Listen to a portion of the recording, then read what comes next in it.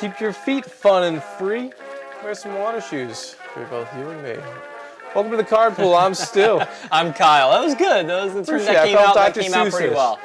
Today we're looking at part 4 of our series from Shadowmoor. This is going to be our overall ranking of the set. We're going to dive into many different aspects of it overall, but Indeed it is. This is, again, part 4 of our multi-part set review of Shadowmoor. We looked back at some hidden gems for 2 segments. We looked at the money cards last time, and this time we're going to look back at those. We're going to add in a lot of stuff, so let's take a look here at what we are actually going to look into. So we're going to start with some themes and mechanics, dive back into those hidden gems and money cards briefly, explore a little bit of the storyline and lore behind this set, and then at last get our general impact and rank the set, which is one of our favorite things to do. Stu, do you want to talk a little bit more about how we rank the sets? Just remind people. Yeah, so what we'll pretty much go on a 4-tier based system all the way up from bronze to platinum. Obviously silver and gold are thrown in there at no correct kind of level. And so what we'll do is we'll say why we like that award for whatever reason towards this set, and usually we will argue about that because he's wrong and I'm right, or alternatively I'm right and you're wrong. Yeah, we'll figure it out on opposite day. Anyway, so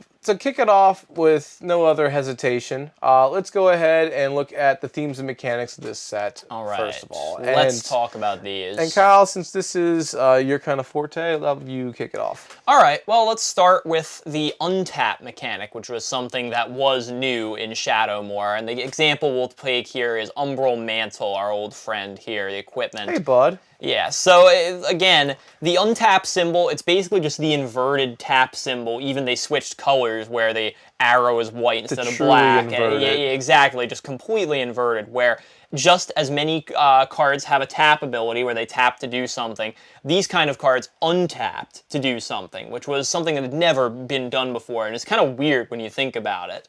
But anyway, untap effects are tricky because they usually require you to tap the creature first, well, pretty much always, but how do you do that? There's not really a whole lot of great ways to do that other than attacking. Well, that's old school magic right there. Now, some creatures do have a tap effect that is tagged onto them, and that's where this kind of shines the most. Yeah, well, that's only in cases like Umbral Mantle. The vast majority of the untapped cards in here, they just did that. They didn't have any kind of synergy like that, so it was just kind of like, huh? What am I supposed to do with this? You know what I mean? Devoted Druid, I guess. I could work with it. Well, that's not technically one of these untapped cards. I meant to tap. It works best with tapping to untap it.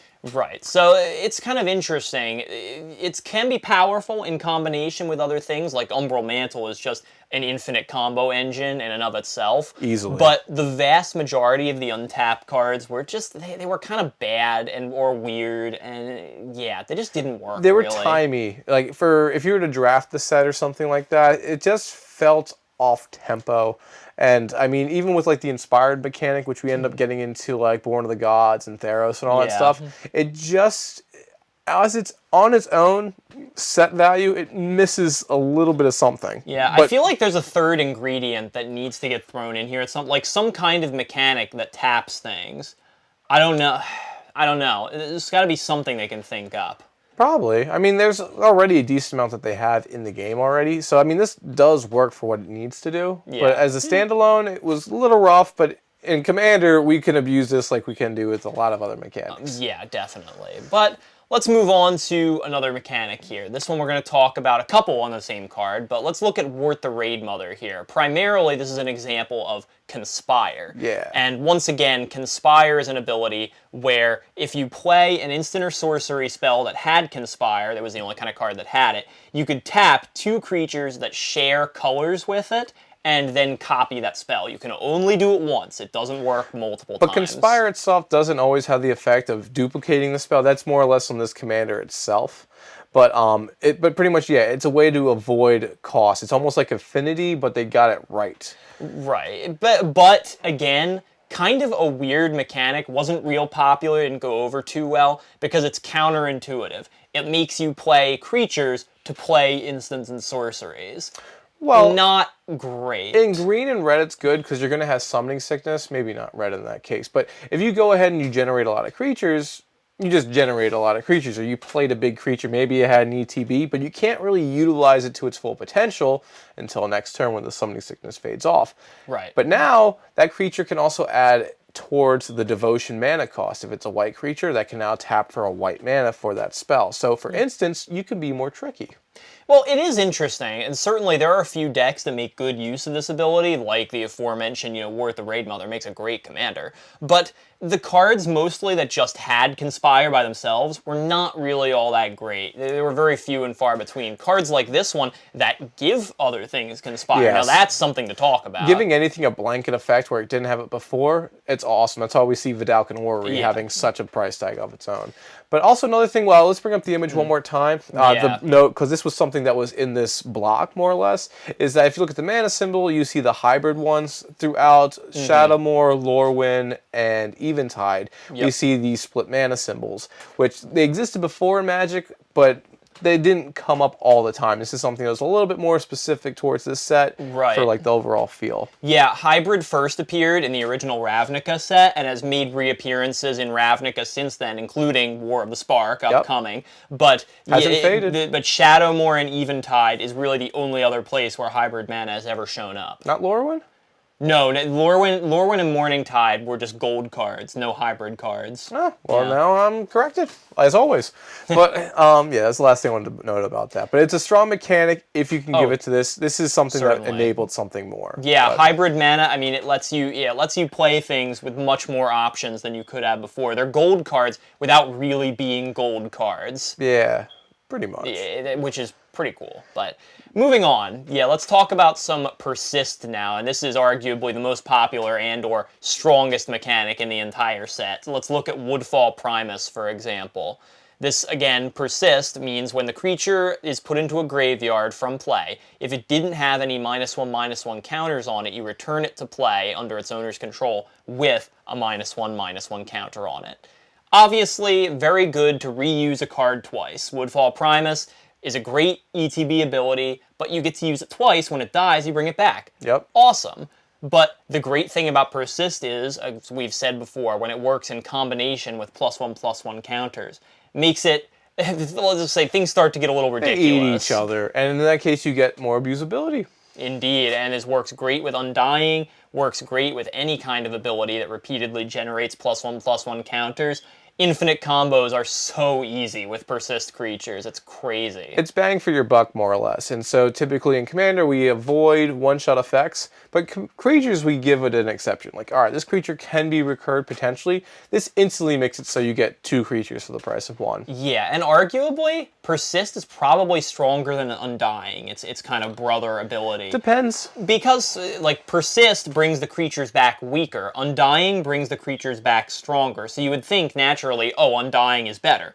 Not necessarily. It's a lot easier to put +1/+1 counters on things than it is to put -1/-1 counters on something. So, in that respect, Persist is stronger. I almost wish they swapped them around, because in the set that came out with Undying, that was like the whole horror kind of theme. Right. Undying, it should be like it's withering away or rotting away. So you'd expect it to be a little bit weaker, whereas Persist, you're being persistent. You're not stopping. You're getting like... Not necessarily, because the idea was the monsters were getting stronger on Innistrad, so Undying sort of makes sense in that way. But we'll get to the whole -1/-1 counter thing. Actually, do you want to just move on right now? Yeah, you might have to take it. Much more to say about that, sure. So the next mechanic is Wither, and this is the one I'm really proud of Wizards for, because they've had problems with this kind of stuff. We're going to look at Sickle Reaper in this case. And so ignore the rest of the card, but just read Wither with me right now, or I'll read it to you. Wither is pretty much when it deals combat damage, it deals it in the form of -1/-1 counters. And we typically see this in Magic in the forms of Infect and or Poison. This was the precursor to Infect, yeah. Yeah, no, Infect was out before this. I was in Mirrodin. Well, no, it was in Scars of Mirrodin, which was after this. Yeah, no, Wither was where the idea for Infect came from, because Wither was an interesting ability, but not a great one. They felt like they needed to improve on it, so hence the infect and poison and that whole thing. But Wither was really good. Obviously, it's the antithesis to persist, because if you go ahead and you block a creature, even if your creature doesn't die, like a Woodfall Primus would to this creature we brought up, it would have a -1 counter on it, meaning that it couldn't come back. So you would be willing to let this guy poke you for the fact that your guy is now haltered by this. It was kind of terrifying at the time if you had that out. Well, yeah, there's kind of an interesting design story with Wither, which was Wither was originally supposed to be a Lorwyn mechanic, because they wanted to... Lorwyn's a very idyllic, sunny storybook sort of world. They wanted to use -1/-1 counters to convey that, like, creatures didn't die in combat. They just kind of got bruised up a little, and then maybe they got better. But then they realized the whole, the act of staying counters on those things, that's kind of like brutal when you think about it. So they didn't really fit in the sunny world of Lorwyn, so they transferred it into the darkness of Shadowmoor. It made a lot more sense in that respect. I mean, if they were doing +1 and -1 mechanic maneuvers, then yeah, it's like you in a fight, then you heal, then you're in a fight, then you heal. That's actually, that's an interesting way. They haven't done a set that has both. No, they haven't, because there's, like we've seen with Persistent Undying, there's too much potential for abusability. They really can't do that. Yeah, but that's not what I mean. Like, for Simic, we usually see a lot of stuff putting +1 counters on stuff. It'd be cool if you had creatures that generate +1 counters or proliferate and stuff like that. And then you also had stuff with Wither, and that also proliferated as well. So you can go ahead and be aggressive in two forms. But if they were in the same set, they might cancel each other out that's as the point, well. though. So, yeah, but like two different players attacking each other, those things cancel each other out. That leads to unfun gameplay. So, probably not a I'm good just saying, idea. not every creature. Either way, we digress. You gotta understand the effect of Wither. Wither was strong because it can also kill indestructible creatures, which also added another dynamic to the game. It can indeed. And yeah, this is notable because it doesn't affect players at all. It just affects creatures. So if creatures can somehow do effect damage with, like, a Viridian Longbow, for example, it still applies. But it wasn't nearly as good because it didn't do anything to players. Hence, Infect was created, and the jury's kind of out on that one. But I think it's healthy for the game. That's not Infected as an Infect; it's Infect as a game ender. But we'll digress about that. That's another topic. But moving on to the hidden gems. So these are the cards that we have tinkered into a deep dive of Shadowmoor itself. Indeed. And have found and saw and didn't even choose, but we've also witnessed them.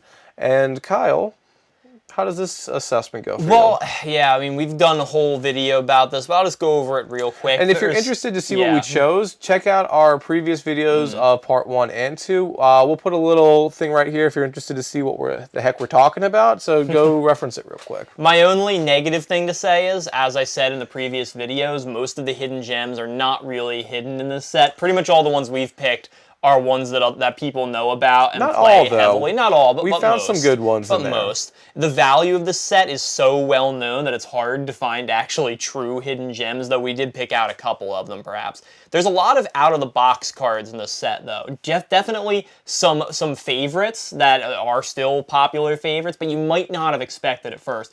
Even Devoted Druid, something that's so obviously good to us at this point. But back then, it was just like, oh, it makes 2 mana, who cares, It does a thing, doesn't work with Persist. Yeah, it's like, okay. So people are like, okay, whatever. But nowadays, it's like really, really good. So you never know with this set. I mean, it just proves that things can come back, like way better than they were before. Well, and the thing is also for this set, there were so many hidden gems where it's like, I saw them, I know them. It's like, I didn't realize this was this set. I love this card. I want to talk about this card. Which means I didn't get to talk about another card, but we could do 2 or 3 more videos easily on just I think so. the other. Like, if we take away the ones that are like blatantly obvious, and then go into it, it's not like there'd be bad cards. You'd be like, that's also pretty good. So this set, as a hidden gem thing, I'd say I'd rank it pretty high for that. I definitely would as well. But how do they fare on the money cards? I think that's what we'll talk about next. Oh, if you are a wallet, you are getting beat up, because legit, these money cards are not for the faint of heart. No, they're not. They literally everything from enchantments to artifacts to creatures. No planeswalkers. No, not in this. This was. No, there were no planeswalkers were created in Lorwyn, so yeah, they didn't do them for a while. Yeah. After that, but But even the lands, we've seen versatility, the literally the money cards didn't dip at least $10. Yeah. The lowest one was 15, I think. So that yeah. right there for over 15 cards, or over 10 cards we yeah. talked about, that's impressive. Well, and there were still more like that didn't dip below $10, even below those top 10. So yeah, there's a lot of value in this set. Yeah, a lot. If you're planning on picking up a box just for pure value, this could be it. Yeah, the money cards are super well known. Many of them are still hard to find and have never been reprinted, are sought after by collectors and competitive players alike. They still make their mark on the game to this day. Indeed. That's why they're valuable.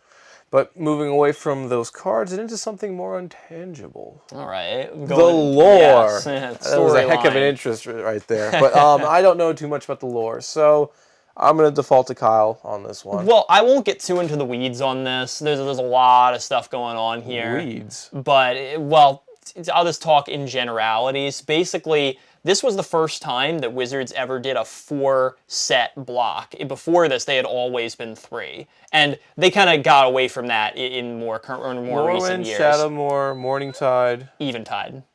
I always forget that. So the idea was, in Lorwyn and Morningtide, you introduce this picturesque storybook world where, you know, nothing bad ever really happens. There's some nasty elves in the forest, and it was the first time the elves were, like, portrayed as evil in Magic, and everyone else was the good guys.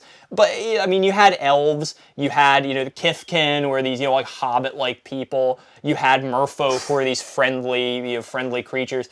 Basically, it was a wonderful, wonderful world that they had there. And what happens is, in Lorwyn, apparently this world, every couple hundred years or so, there's a natural event that happens called the Great Aurora that transforms this sunny, idyllic world into this dark, twisted reflection of itself, and it's called Shadowmoor. So, hence, the set Shadowmoor. And so, Lorwyn and Morningtide, we then get Shadowmoor Eventide on the flip side of things. It's basically like the Star Trek Mirror Universe concept. Everything in one that's good is bad, and what's bad is good. It's a bizarro world almost. Basically. So, like, in Lorwyn, the elves were kind of the cruel, malicious characters. And then in Shadowmoor, they conversely become really the only beacons of light in this bleak, terrible world. So, Jeez. Yeah, it's pretty dark when you think about it, but a very interesting concept for a world. Yeah, I agree. And that's also where we saw scarecrows happen as well. It is. Love yeah. those guys. So Need more of them. Yes, it's a very interesting concept, and I'm interested to see if we'll ever go back there again. I don't think there's a very high probability of it. It was a standalone kind of thing. But it might be interesting, because I would like to know more about this world.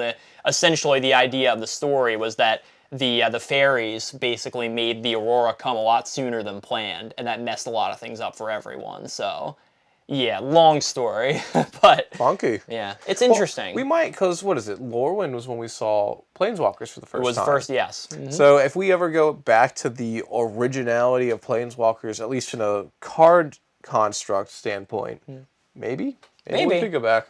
Who knows? But either way, we'll move away from the lore and onto the impact of the set as a whole. And now this is pretty much how we want to rank this as ourselves. So what would you... I'll start on this one. All right, yeah, go ahead. I think, personally, that the impact of Shadowmoor has been tremendous. It has held its value from not only when it was printed, but it has rebounded over the time when new stuff has come out to kind of surpass it. But then that stuff kind of falls away, and then this stuff comes emerging up again.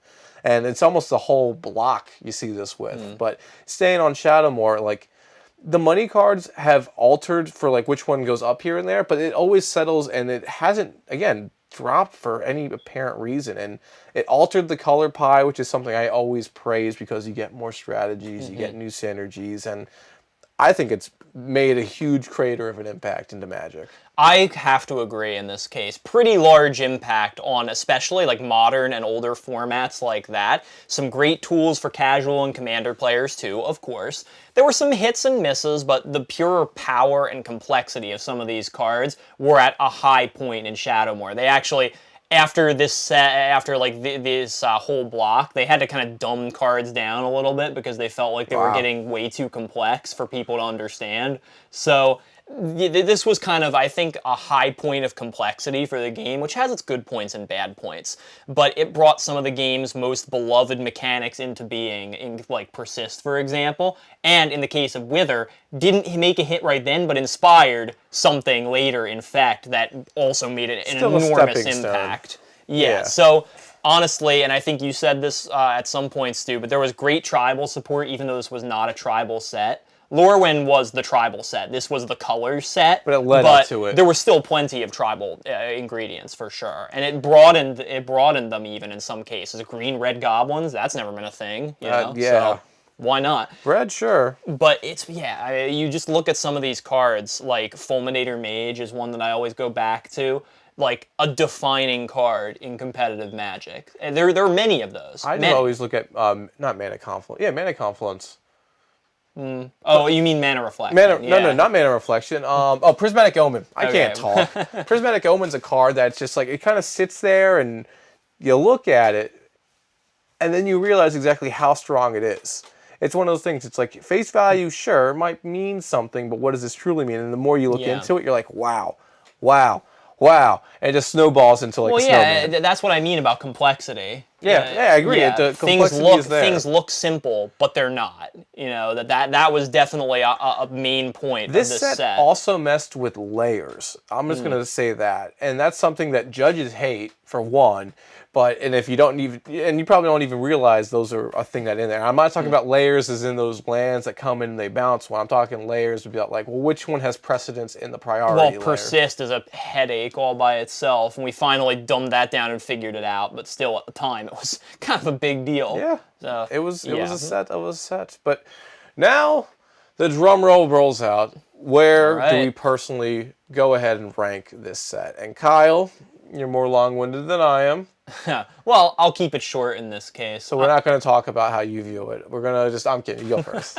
I'm going to give it a platinum. I don't really hand out platinum ratings willy-nilly, and I'm not a huge fan of Shadowmoor personally, but I have to admit that this set provided a ton of powerful cards, provoked a lot of thought and discussion in the Magic community. These cards will hold their value long into the future, and everything I've said up to this point still stands. This is like one of the high points of the game itself. From complexity standpoint, from a good card standpoint, everything. It was just good design. It really was. I agree. If you had asked me. Well, what do you think, Stu? I think you're right. I don't want to say it. It is a platinum. This is a platinum set. You are right. The complexity, yes, I do like it for that. It's not where I go for. Mine is at the heart for nostalgia. This is where I came into Magic. It was Lorwyn, but I was like kind of just figuring out like, you untap mana. That's right. I never remember that. Yeah, now to the point where it's like I can actually draft this set now and then misplay in front of people I don't know.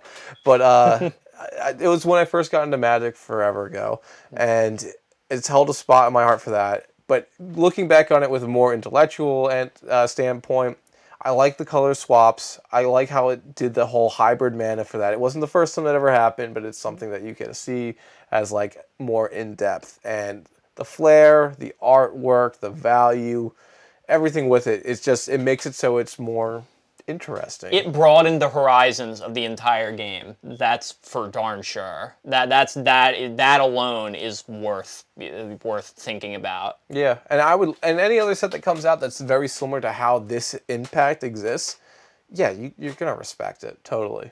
Yeah. Well, I think that about says it all, Stu. That does.